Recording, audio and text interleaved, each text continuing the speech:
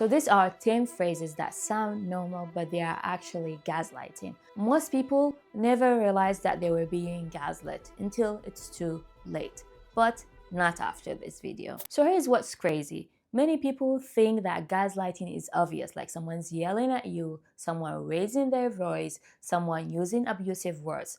But that's not how it works anymore. Modern gaslighting is sneaky. It sounds loving, caring, and even logical. And that is exactly what it makes it dangerous. I keep seeing the same patterns destroy smart, confident people. They walk away from conversations feeling confused, questioning themselves and asking themselves if they are too sensitive. Sounds familiar? Stay till the end because one of these phrases is used in almost every toxic relationship. So let's break down these 10 phrases that they are actually gaslighting, starting from the common one, which is you are overreacting. This is one of the most common gaslighting phrases and also one of the most damaging ones because it doesn't just dismisses your feelings. It slowly teaches you that your emotional reactions are wrong. So let's break this down. Something happens. They say something that hurt you or they crossed a boundary and then you express how that made you feel. And instead of them addressing what they did, they say you are overreacting. Notice what happened? The focus shifts from their behavior to your emotional response. It is like someone is stepping on your foot, and instead of apologizing, they say, "It doesn't even hurt, you're so dramatic." Now, suddenly, the problem is not that they stepped on your foot, is that you dared to say that it hurt. And over time, this trains you to second guess your emotions, downplay your pain, and stay silent to avoid being labeled dramatic or overreacting. And that is exactly the goal. And here's the truth. Healthy people never punish you for having feelings. They may disagree with them, but they respect them. So the next time someone says you are overreacting, pause and ask yourself, are my feelings really the problem? Or is my reaction exposing something they don't want to take responsibility for? Phrase number 2, this is not what happened. This phrase doesn't just disagree with you, it rewrites your reality. Something happens, you remember it clearly, you remember what was said, you remember how you felt, so you bring it up and they say, this is not what happened. Not, I remember it differently. Not, maybe we misunderstood each other, but that is not what happened. Now the question isn't what really happened. Now the question becomes, can I trust my own memory? At first, you might resist it and think, I know what really happened. But when it happens over and over and over again, slowly doubt creeps in. And you start thinking, maybe I misremembered, maybe I misunderstood, maybe I'm remembering it wrong. And over time, you start doing something subtle but life-changing. You start to trust their own version of event over your own mind. And that is the real damage. Because once someone controls your perception of reality, they don't have to control you directly anymore because you will police yourself. And the truth is, healthy people may disagree with you, but they will never make you feel crazy for remembering it differently. So the next time someone tells you that's not what happened, pause and ask yourself, are they correcting a mistake or they are erasing the truth that makes them uncomfortable? Phase number 3, you are so sensitive or you're too sensitive. This one sounds simple, almost harmless, but it turns their behavior into your personality flaw. So something hurt you, maybe it was a comment, a joke, a dismissive tone, so you bring it up. And instead of them to take accountability of what they did, now they say you're too sensitive. Notice the shift?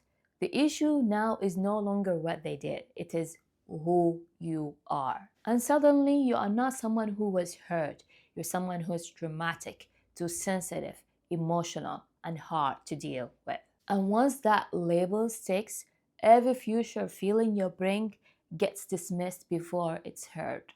And that is exactly what is this sentence designed to do. Because if they teach you that your emotional response is the problem, they don't have to take accountability of any of their actions anymore.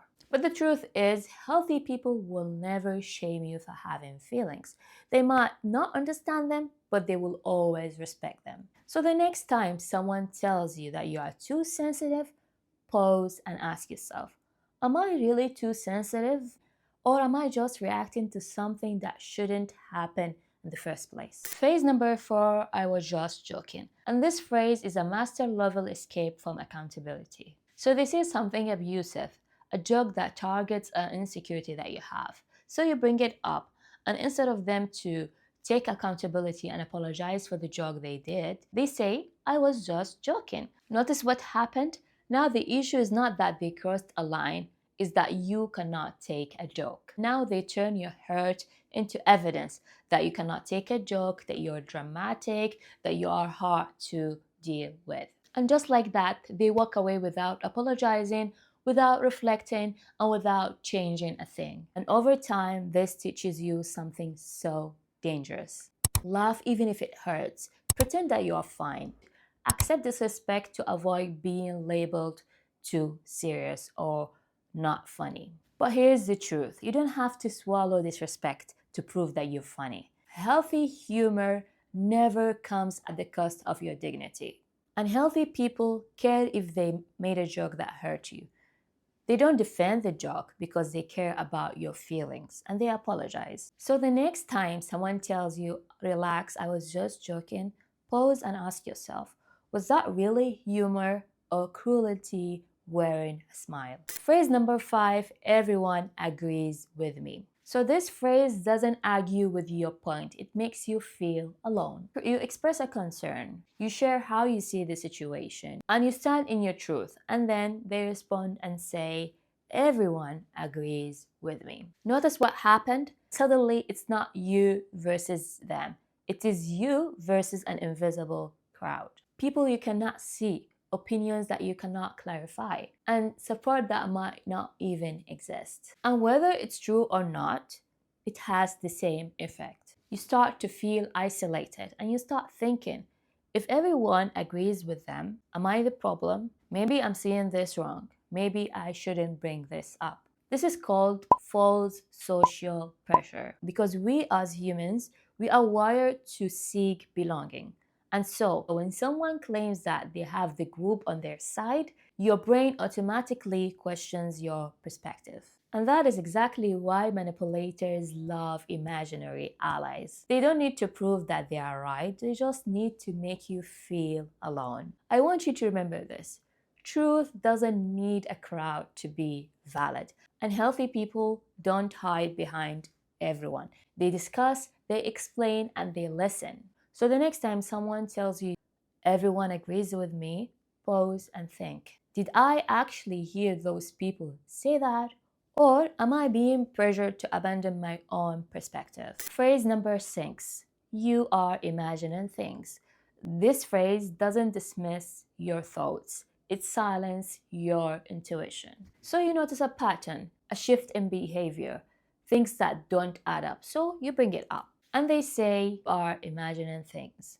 No curiosity, no reassurance, just dismissal.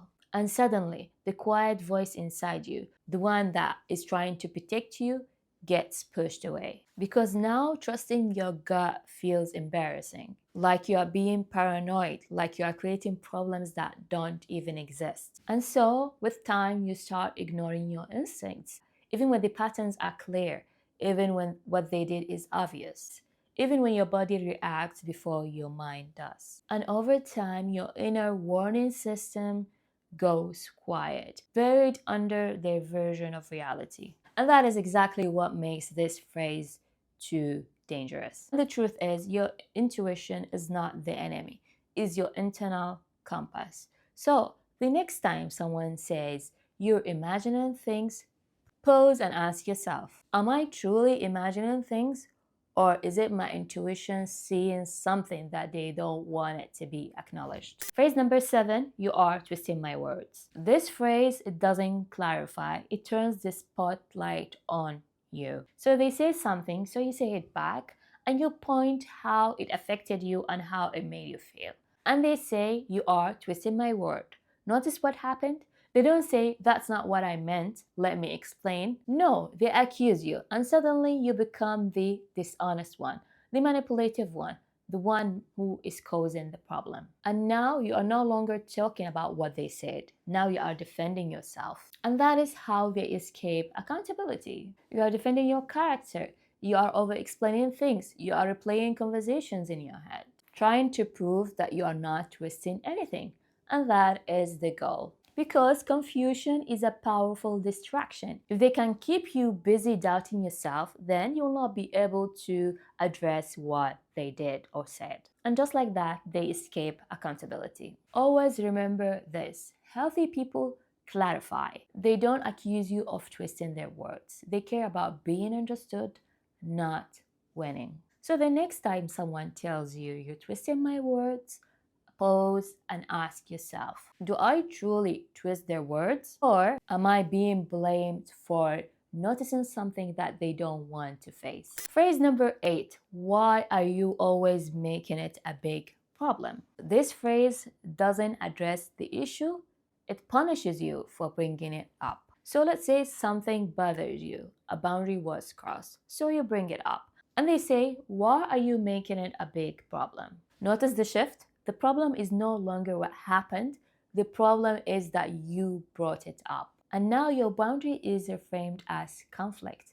Your honesty is reframed as drama. And over time, this trains you to do something heartbreaking. You stay quiet. You swallow hurt. You convince yourself that this is not worth bringing it up. Even when it is, even when it keeps happening, even when it slowly chips away at your self-worth. Because you've learned over time that speaking up leads to conflict and not resolution. But here's the truth: if you have to stay quiet to keep the peace, peace was never the goal. Because the real peace comes from feeling safe to speak up about things that hurt you, not having to silence yourself. So the next time someone tells you, why are you making it a big problem? Pause and ask yourself, am I really causing conflict, or am I no longer accepting to stay silent? Phrase number 9: you are remembering it wrong. This phrase doesn't attack you loudly, it corrects you softly. You recall something clearly: a conversation, a promise, a moment that mattered. You bring it up and they respond calmly. You are remembering it wrong. No anger, no raised voice, just a gentle correction. And that is what makes it dangerous. It sounds logical. It sounds reasonable. It sounds like they are simply helping you get the facts right. But slowly, something begins to shift.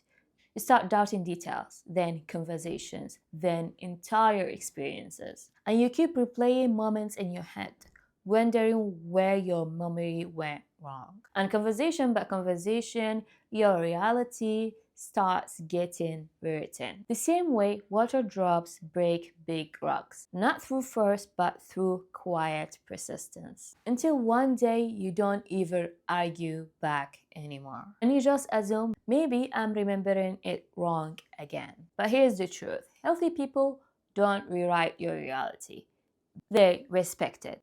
They might offer their perspective, which is different, but they will not ever erase yours. So if someone keeps telling you you are remembering it wrong, pause and ask yourself, is my memory truly failing me, or someone is gently editing my reality to protect themselves? Phrase number 10: if you really loved me, you wouldn't feel this way. This is not just gaslighting. This is emotional control disguised as love. Something they did hurt you, so express your feeling, not with anger but with honesty. And then they look at you and say, if you really love me, you wouldn't feel this way. In that moment, your pain gets rebranded as betrayal. And suddenly, feeling hurt means that you are disloyal. Questioning their behavior means that you are ungrateful. And having emotional needs means that you don't love them enough. And slowly, love becomes conditional. You learn that in order to be loved, you must not complain, you must not question their behavior, and you must not bring up disappointment. And you must emotionally obey them, and that is the real danger. But the truth is, healthy love allows room for hurt, repair, and honesty. And so, the next time someone tells you, if you love me, you wouldn't feel this way, pause and ask yourself, is this love asking me to grow or asking me to disappear? Here's what I want you to understand. If you recognize these phrases, you're not crazy, you're not too sensitive, and definitely you're not too much. Gaslighting is specifically designed to make self-aware, strong people like you doubt themselves. If this video gave you clarity, like it and share it with someone who needs to hear this message. And subscribe for more content like this. See you in the next video.